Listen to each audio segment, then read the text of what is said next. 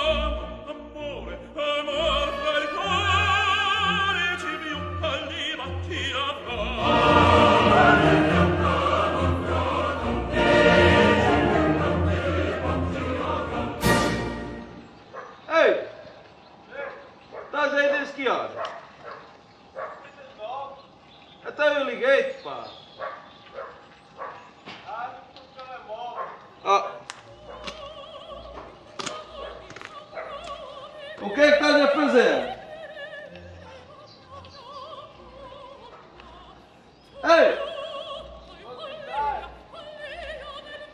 É surdo!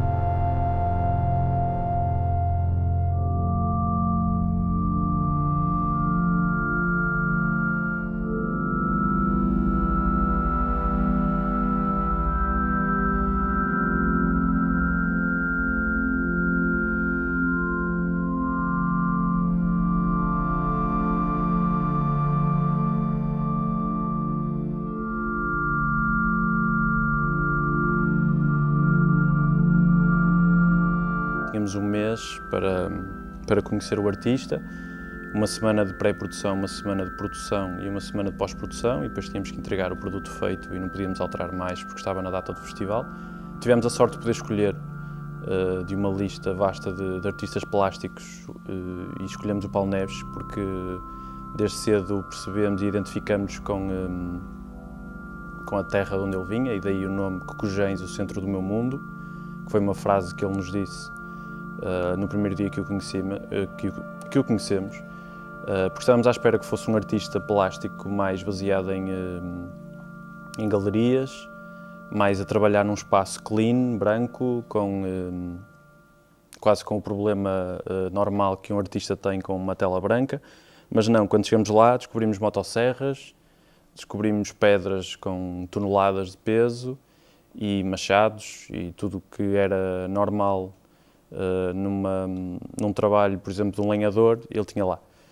Isso foi engraçado descobrirmos a forma como ele trabalha com a natureza, como é orgânico o trabalho dele, em que vai buscar madeira e pedra e trabalha esses materiais em vez de, por exemplo, pintura ou outro género de arte. Na altura, devido ao pouco tempo que tínhamos,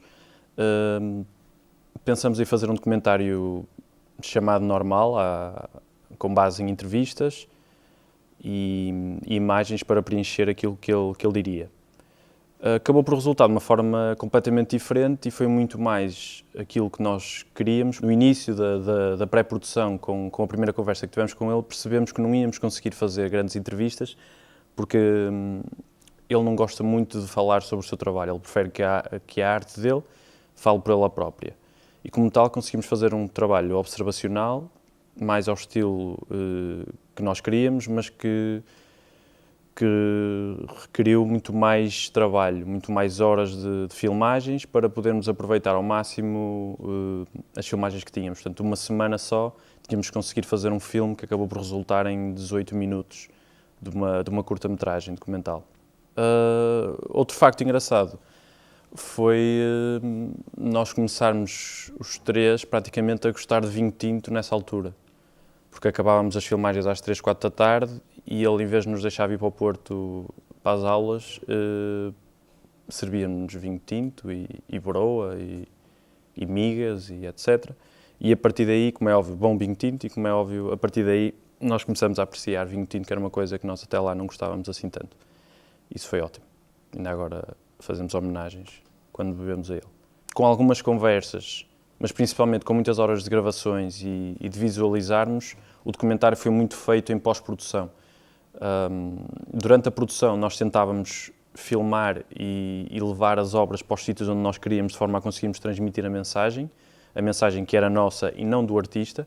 O artista desde sempre disse que preferia não dar essa opinião e preferia que nós próprios tirássemos então a nossa explicação sobre a obra dele. Então esse documentário observacional também acaba por ser a nossa interpretação e de que forma nós achamos que a obra dele podia ser aproveitada. Muito mais, por exemplo, em jardins, como o Jardim de Serralves, do que numa galeria, que é onde, infelizmente, pelo menos na nossa opinião, na minha e dos outros realizadores, ela continua a estar exposta. Uma obra que é orgânica e que vem da pedra, que vem da madeira, etc., na nossa opinião, resultaria muito melhor se voltasse então à terra, depois de mexida pelo ser humano. E assim, também é por isso que nós construímos aqueles dois grandes planos no fim do filme, em que vemos descampados inteiros com as obras deles, com às vezes troncos de lenha pintados por ele, em que voltam exatamente para o mesmo sítio de onde vieram. Algumas árvores até da mesma floresta, provavelmente.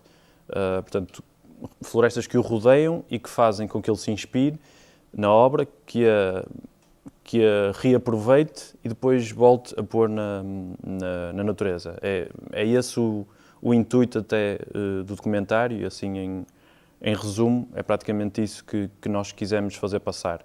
Daí também a música um bocado assombrosa que acompanha o documentário numa certa fase em que vemos realmente o trabalho dele exposto depois de ele ter trabalhado.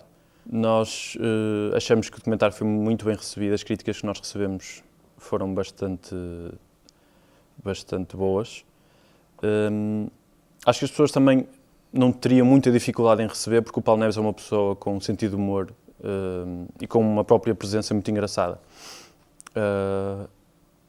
A presença dele e a forma como ele faz a arte dele transmite uma certa violência, por vezes estranha numa obra de arte. E então esse processo levou a que as pessoas também se rissem a meio do documentário, porque nós pusemos um bocadinho de diálogos, embora o documentário seja quase todo ele, mais uma vez, observacional. Nós tentamos pôr também um bocado, uns 30 segundos, em que ele realmente ouvíamos a voz dele a falar com um empregado, com uma pessoa que trabalha com ele e que o ajuda a fazer as obras. Dessa forma, também criou-se ali um documentário que não caía só num assunto sério, mas também abria espaço a que as pessoas o conhecessem como pessoa. Portanto, a desconstrução do artista. O artista não precisa de ser uma pessoa que escreve 20 páginas sobre uma obra ou que passa horas a analisar outras obras para fazer aquela. Aquilo ele faz porque, de alguma forma,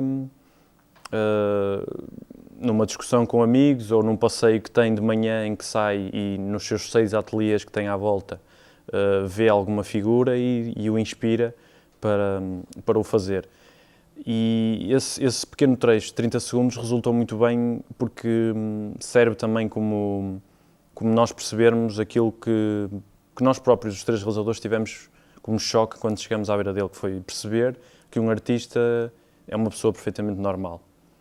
Tem um jeito e pronto, nasceu com qualquer coisa virada para a arte, mas não é muito mais que uma outra pessoa. São pessoas completamente normais que têm o dom de fazer arte. E dessa forma, os hábitos que se criam, e desde acordar, tomar um pequeno almoço, sair, ver o terreno que tem, de manhã apetece-lhe ir para a pedra, à tarde apetece trabalhar a madeira, e etc. Portanto, são vontades e rotinas que qualquer outra pessoa tem, mas ligada à arte. E eu acho que o documentário também é um bocado isso, é a própria desconstrução que se cria à volta de um artista, de que é uma pessoa com a qual não podemos falar ou discutir, mas não, realmente o Paulo é uma pessoa bastante simples, com a qual nós falamos muitas vezes ainda e continuamos a manter o contacto, e que é possível completamente manter uma conversa e percebermos depois mais intimamente de onde vem a inspiração que ele tem. Mas acho que serve muito nisso, serve muito na base de que um artista não é um monstro com o qual não conseguimos conversar. De momento estou a fazer direção de fotografia para o meu projeto final de mestrado, em que decidi então seguir realmente, embora a nível de documentários eu costumo fazer a realização e a direção de fotografia, em ficção é um bocadinho mais complicado manter esses 2 cargos. Então escolhi e desde sempre sabia que a direção de fotografia, se algum dia tivesse que escolher, seria aquilo que eu tomava como principal. Portanto, também tentei ao máximo não me envolver com um projeto de uma forma desde o argumento. Portanto, eu acho que o diretor de fotografia também tem que ter um bocado essa saída e perceber de uma forma mais descolada de que forma é que aquilo pode ser feito. Portanto, o projeto chama-se Entre Margens, será uma curta-metragem que rondará, penso eu, os 15 minutos, a cores, e muito resumidamente fala sobre um casal que se encontra pela primeira vez numa pausa que faz para um cigarro esse que lhes provocou uma doença mortal, portanto estarão perto os dois de uma morte que já sabem que irá acontecer, conhecem-se nesse dia e percebem que aquele momento que é curto e que é passageiro pode ficar por uma certa eternidade porque percebem ali que se calhar se tivessem conhecido mais cedo poderiam ser o amor da vida um do outro. Isto depois não é só isto, não é? Isto é o núcleo da curta, depois tem outros atores que nos permitem também envolver para quando chegarmos a esse grande encontro final, já termos uma certa bagagem sobre o que é que são os personagens principais. Se calhar a nível de fotografia, que é o que me compete, interessa dizer que é um jogo também a nível temporal, porque aquele próprio momento será um momento efêmero que teria que ficar para a eternidade e, portanto, o tempo é uma coisa muito importante na direção de fotografia desta curta. O próprio estilo da imagem, bastante realista, tentando fugir um bocado também à narrativa, que é um bocado poética e teatral, tentando jogar então e compensando essa narrativa com uma imagem mais real.